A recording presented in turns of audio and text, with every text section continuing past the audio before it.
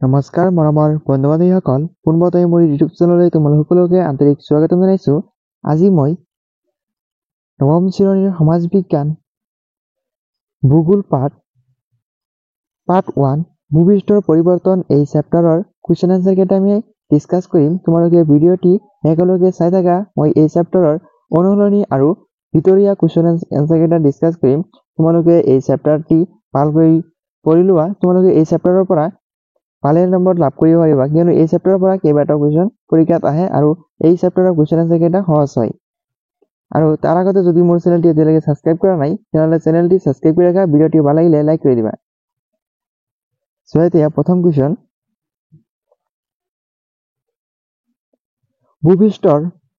ভূপৃষ্ঠৰ মহাদেশ আৰু মহাসাগৰৰ বিতৰণৰ এটি আভা দিয়া। ভূপৃষ্ঠৰ মহাদেশ আৰু মহাসাগৰৰ বিতৰণৰ এটি আভা দিয়া। উত্তৰ দি লিখিবা, ভূপৃষ্ঠৰ মহাদেশ আৰু মহাসাগৰেৰে গঠিত। ইয়াৰ ৭১% পানী আৰু ২৯% স্থলভাগ আগুৰি আছে। স্থলভাগত সমভূমি, পাহাৰ, পৰ্বত, নদ-নদী, উপত্যকা, মৰুভূমি, উপকূলীয় সমতল আদি আছে। আনহাতে মহাসাগৰ কেইখন পানীত বুৰ গৈ আছে। ইয়াৰ তালিত মালভূমি, সমতল, গভীৰ খাত, পাহাৰ, লানি, সৰু ডাঙৰ দ্বীপ আদি আছে। এইখিনি লিখিবা ইয়াৰ এনসাৰ। তাৰপিছত ২ নম্বৰ কুৱেশ্যন, ভূপৃষ্ঠৰ পৰিৱৰ্তন কিয় ঘটে ব্যাখ্যা কৰা। ভূপৃষ্ঠৰ পৰিৱৰ্তন কিয় ঘটে ব্যাখ্যা কৰিবলৈ কৈছে। চোৱা উত্তৰ, কিছুমান বাহ্যিক আৰু আভ্যন্তৰীণ কাৰকৰ বাবে ভূপৃষ্ঠৰ পৰিৱৰ্তন ঘটে। বাহ্যিক কাৰক হ'ল বতাহ, বৰষুণ, সূৰ্যৰ তাপ, উত্তাপ, নদ-নদী, সাগৰৰ ঢৌ, হিমবাহ আদি। আনহাতে আভ্যন্তৰীণ কাৰকবোৰ হ'ল ভূমিকম্প আৰু আগ্নেয়গিৰিৰ উদ্গীৰণ। এইখিনি লিখিবা। তাৰপিছত ৩ নম্বৰ কুৱেশ্যন, বাহ্যিক কাৰক মানে কি? কেইটামান বাহ্যিক কাৰক নাম লিখা। যিবোৰ কাৰকৰ বাবে বাহিৰৰ ফালৰ পৰা ভূপৃষ্ঠৰ পৰিৱৰ্তন সংঘটিত হয় তাকে বাহ্যিক কাৰক বোলে। কেইটামান বাহ্যিক কাৰক হ'ল বতাহ, বৰষুণ, সূৰ্যৰ উত্তাপ, নদ-নদী, সাগৰৰ ঢৌ, হিমবাহ আদি। ৩ নম্বৰ কুৱেশ্যন এইখিনি লিখিবা। তাৰপিছত ৪ নম্বৰ কুৱেশ্যন, ভূমিকম্প আৰু আগ্নেয়গিৰি কিয় আভ্যন্তৰীণ কাৰণ বুলি কোৱা হয়? উত্তৰ, ভূমিকম্প আৰু আগ্নেয়গিৰি ভূপৃষ্ঠৰ ভিতৰৰ ভাগৰ পৰা সংঘটিত হয় বাবে এইবোৰক আভ্যন্তৰীণ কাৰক বুলি কোৱা হয়। এই কাৰকবোৰ ভূপৃষ্ঠৰ উপৰিভাগ আনকি অন্তৰ্ভাগতো পৰিৱৰ্তন সাধন কৰে। এতিয়া চোৱা ৫ নম্বৰ কুৱেশ্যন,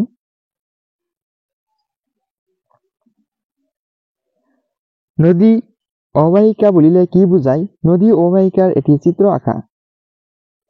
উত্তৰ, এখন নদীয়ে ইয়াৰ উপনদী, শাখা নদী আদিৰ যোগেদি বৰষুণৰ পানী, পৰ্বতৰ ওপৰত জমা হৈ থকা পানী, বৰফৰ পানী আদি কঢ়িয়াই নিয়ে। এনেধৰণে এখন নদীয়ে যি অঞ্চলৰ মাজেদি পানী কঢ়িয়াই নিয়ে সেই অঞ্চলক নদী অৱবাহিকা বোলে। তাৰপিছত ৬ নম্বৰ কুৱেশ্যন,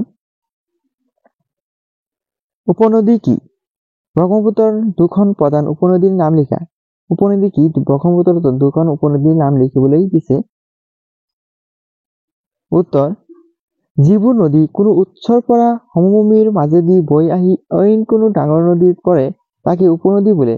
ব্ৰহ্মপুত্ৰৰ দুখন উপনদী হ'ল মানা আৰু ধনশিৰি। তাৰপিছত ৭ নম্বৰ কুৱেশ্যন, নদীৰ দুখন কাৰ্যৰ এটি আভা দিয়া। নদীৰ খনন কাৰ্যৰ এটি আভা দিয়া। উত্তৰ, নদীৰ সোঁতে ইয়াৰ নামটি নামনি অঞ্চলৰ পাৰ ভাঙি নিয়া কাৰ্যক নদীৰ খনন কাৰ্য বোলে। যেতিয়া নদীয়ে অধিক পানী বহন কৰিব লগা হয় তেতিয়া ইয়াৰ পানীৰ গতি দুয়োপাৰে হেঁচা পৰে, ফলত খনন কাৰ্য সংঘটিত হয়। সাধাৰণতে বাৰিষা কালত খনন কাৰ্য বৃদ্ধি পায়। নদীৰ খনন কাৰ্যই উচ্চ অঞ্চলৰ পৰা শিল, বালি, মাটি আদি কঢ়িয়াই নিম্ন অঞ্চলত জমা কৰে। এইখিনি লিখিবা। তাৰপিছত চোৱা ৮ নম্বৰ কুৱেশ্যন, নদীৰ পাৰ্শ্বখনন বুলিলে কি বুজা? নদীৰ পাৰ্শ্বখনন বুলিলে কি বুজা? উত্তৰ, নদী এখন উচ্চভূমিৰ পৰা বৈ আহোঁতে ইয়াৰ গতিৰ পৰিৱৰ্তন ঘটে। ভৈয়াম অঞ্চলৰ ইয়াৰ গভীৰতা কম হয় বাবে ই ধাৰণা কৰা পানী বৈ নিবলৈ দুয়োপাৰে হেঁচা প্ৰয়োগ কৰে, ফলত নদীৰ দুয়োপাৰ খহিবলৈ ধৰে। এনেধৰণে নদীৰ দুয়োপাৰ খহি যোৱাকেই নদীৰ পাৰ্শ্বখনন বোলে। তাৰপিছত 9 নম্বৰ কুৱেশ্যন অশ্বক্ষুৰা শব্দ কি? অশ্বক্ষুৰা শব্দ কি? চিত্ৰৰ সহায়ত ইয়াৰ সৃষ্টি কেনেকৈ হৈ বুজাই লিখা। নদী এখন সমতলৰ ভূমিৰে বৈ যাওঁতে ইয়াৰ গতিপথ একা বেঁকা হয়। কোনো কোনো অঞ্চলত নদীৰ গতিপথ অধিক বাধযুক্ত হয়। বাৰিষা কালত এনে গতিত নদীয়ে অধিক পানী কঢ়িয়াব নোৱাৰি নিজৰ গতিপথত বাছ থকা অংশ এৰি পোনভাৱে গতি কৰে। এনেদৰে এৰি যোৱা অংশ সাধাৰণতে ঘোঁৰাৰ খুৰা আকৃতি হয় আৰু পিছত তাত পানী জমা হৈ হ্ৰদৰ সৃষ্টি হয়। ইয়াকে অশ্বক্ষুৰা হ্ৰদ বোলে। ইয়াৰ পিছত 10 নম্বৰ কুৱেশ্যন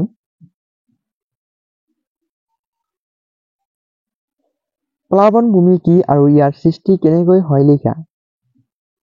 উত্তৰ বানপানীৰ সময়ত নদীৰ সোঁতে কঢ়িয়াই অনা বোকা পলস আদি নদীৰ দুয়োপাৰে বিয়পি পৰে প্লাৱনৰ ভূমিৰ সৃষ্টি হয়। প্লাৱন ভূমি সাৰুৱা হয় বাবে এনে ভূমি খেতিৰ বাবে অতি উপযোগী। 11 নম্বৰ কুৱেশ্যন নদীৰ গতিপথত কেনেকৈ বালিচৰৰ সৃষ্টি হয় লিখা। উত্তৰ নদীৰ বুকুত বালি বোকা আদি কেতিয়াবা নদীৰ দাঁতিত আৰু কেতিয়াবা নদীৰ মাজভাগত জমা হৈ বালিৰ চৰৰ সৃষ্টি কৰে। এইখিনি লিখিবা। তাৰপিছত 12 নম্বৰ কুৱেশ্যন ব-দ্বীপৰ সৃষ্টি কেনেকৈ হয় লিখা। উত্তৰ উপকূলৰ কাষৰীয়া অগভীৰ সাগৰত য'ত কোনো নৈ গৈ পৰে তাত নৈয়ে কঢ়িয়াই নিয়া গেছ জমা হৈ দ্বীপৰ সৃষ্টি হয়। তাৰপিছত 13 নম্বৰ কুৱেশ্যন মৰুভূমিত বতাহৰ ক্ৰিয়া কিয় প্ৰবল হয় লিখা। মৰুভূমিত বতাহৰ ক্ৰিয়া কিয় প্ৰবল হয়। উত্তৰ মৰুভূমিত গছ-গছনি নথকা বাবে বতাহে এনে অঞ্চলত অধিক ক্ৰিয়া কৰিব পাৰে। সেয়েহে মৰুভূমিত বতাহৰ ক্ৰিয়া প্ৰবল হয়। এই চেপ্টাৰৰ যিমানবোৰ কুৱেশ্যন আছে সহজ হয়। চোৱা 14 নম্বৰ কুৱেশ্যন অৱনমন বুলিলে কি বুজায়। উত্তৰ মৰুভূমিত গছ-গছনি নথকা বাবে বতাহ প্ৰবল হয়। প্ৰবল বতাহে মৰুভূমিৰ বালি এঠাইৰ পৰা কঢ়িয়াই আন এঠাইৰ তৰপে জমা কৰে। এনেদৰে বালি উলিয়াই নিয়া কাৰ্যক অৱনমন বুলি কোৱা হয়। ইয়াৰ পিছত চোৱা 15 নম্বৰ কুৱেশ্যন বালিয়াড়ী সৃষ্টি কেনেকৈ হয়। উত্তৰ অৱনমন প্ৰক্ৰিয়াৰে কঢ়িয়াই নিয়া ধূলি বালিবোৰ এঠাইত জমা হৈ মৰুপৃষ্ঠ ক্ৰমে ওখ হৈ পাহাৰৰ ৰূপ লয়। এনে পাহাৰক বালিৰ পাহাৰ বা বালিয়াড়ী বোলে। ইয়াৰ পিছত চোৱা 16 নম্বৰ কুৱেশ্যন ইনচেলবাৰ্গ কি। উত্তৰ ইনচেলবাৰ্গ হৈছে মৰুভূমিত অৱস্থিত একোটা ক্ষয়প্ৰাপ্ত চাপৰ পাহাৰ। অৰ্থাৎ ই একোখন পৰ্বতৰ ক্ষয় হৈ ৰৈ যোৱা কঠিন অংশ। ইয়াৰ পিছত চোৱা 17 নম্বৰ কুৱেশ্যন হিমবাহৰ সংজ্ঞা দিয়া আৰু নদীৰ লগত ইয়াৰ পাৰ্থক্য কি লিখা। হিমবাহৰ সংজ্ঞা দিবলৈ দিছে আৰু নদীৰ লগত ইয়াৰ পাৰ্থক্য লিখিবলৈ কৈছে। উত্তৰ পৃথিৱীৰ অতি শীতল দুই মেৰু অঞ্চলৰ পাহাৰবোৰত তৰপে বৰফ জমা হৈ আছে। এনেদৰে জমা হৈ থকা বৰফবোৰ ভূপৃষ্ঠৰ ঢাল অনুসৰি লেহেম গতিৰে নামি আহে। এনেদৰে নামি অহা বৰফৰ হিমবাহ বোলে। নদী আৰু হিমবাহৰ মাজত থকা পাৰ্থক্যবোৰ হ'ল 1 নম্বৰ পাৰ্থক্য নদীৰ সোঁতৰ গতি প্ৰবল হয় কিন্তু হিমবাহৰ গতি লেহেম হয়। 2 নম্বৰ চোৱা নদী হ'ল বুৱৰীৰ পানীয়ে সৃষ্টি কৰা জলৰাশি কিন্তু হিমবাহ হ'ল জমা হৈ থকা বৰফ। 3 নম্বৰটো চোৱা সাধাৰণতে নদী গ্ৰীষ্ম প্ৰধান অঞ্চলৰ সৃষ্টি হয় কিন্তু হিমবাহ শীত প্ৰধান অঞ্চলত সৃষ্টি হয়। এনেকৈ তিনিটা পাৰ্থক্য লিখিবা। আমি চোৱা 18 নম্বৰ কুৱেশ্যন গ্ৰাফ কি। চিত্ৰ আঁকি বিভিন্ন শ্ৰেণীৰ গ্ৰাফবোৰ দেখুওৱা। হিমবাহ বৰফৰ উপৰি অন্য বহুতো পদাৰ্থ কঢ়িয়াই আনে। এনেদৰে কঢ়িয়াই অনা অন্য পদাৰ্থবোৰ সামূহিকভাৱে গ্ৰাফ বোলে। গ্ৰাফ 4 প্ৰকাৰৰ। 1 নম্বৰ পাৰ্শ্ব গ্ৰাফ, 2 নম্বৰ ভূমি গ্ৰাফ, 3 নম্বৰ মধ্য গ্ৰাফ আৰু 4 নম্বৰ প্ৰান্ত গ্ৰাফ।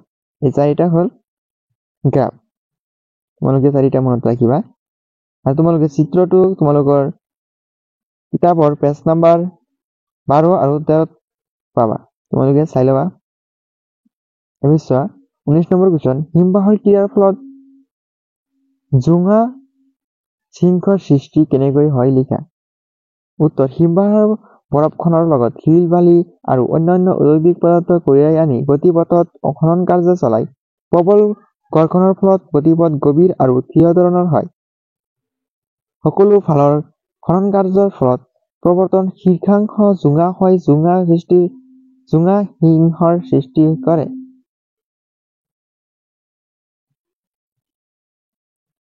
তাৰপিছত 20 নম্বৰ কুৱেশ্যন, উপকূল কাক বোলে।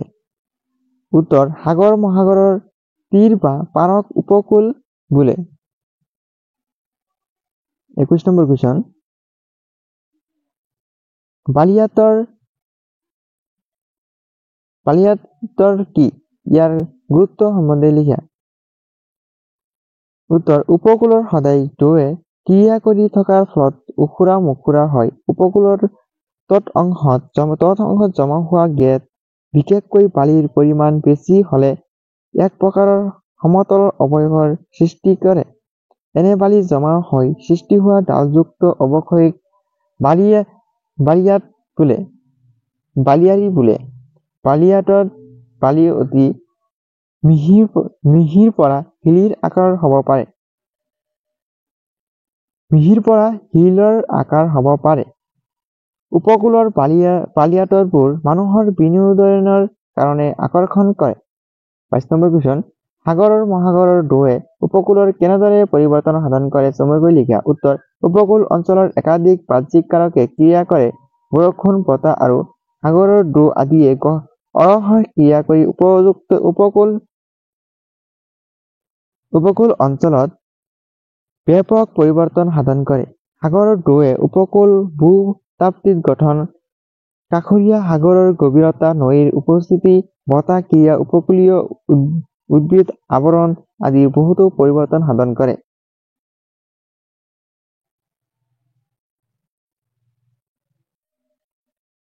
বন্ধুসকল, আজি ভিডিঅ'টি মই ইয়ালৈকে সমাপ্ত কৰিছো। মই অতি সোনকালে অন্য এটা ভিডিঅ' লৈ আহিম। তোমালোকৰ আজি ভিডিঅ'টি কেনেকুৱা হ'ল কমেণ্ট কৰি জনাবা আৰু তোমালোকৰ কোনটো চেপ্টাৰৰ ভিডিঅ' লাগে কমেণ্ট কৰি জনাবা। আৰু যদি এতিয়ালৈকে চেনেলটি ছাবস্ক্ৰাইব কৰা নাই তেনেহ'লে ছাবস্ক্ৰাইব কৰি ৰাখিবা। মই প্ৰত্যেকটো চেপ্টাৰৰ ভিডিঅ' দি থাকিম আৰু তোমালোকৰ ইয়াৰ আগৰ ইতিহাসৰ পাৰ্ট 1ৰ চেপ্টাৰৰ ভিডিঅ'টো দিছো মই। তোমালোকৰ ক্লাছ 9ৰ প্লেলিষ্ট বনোৱা আছে, এছএমএছৰ ভিডিঅ' দিয়া আছে, তোমালোকে চাই ল'বা। ভিডিঅ'টি ভাল লাগিলে লাইক কৰি চেনেলটি ছাবস্ক্ৰাইব কৰি ৰাখিবা। আজি ভিডিঅ'টি মই ইয়ালৈকে সমাপ্ত কৰিছো।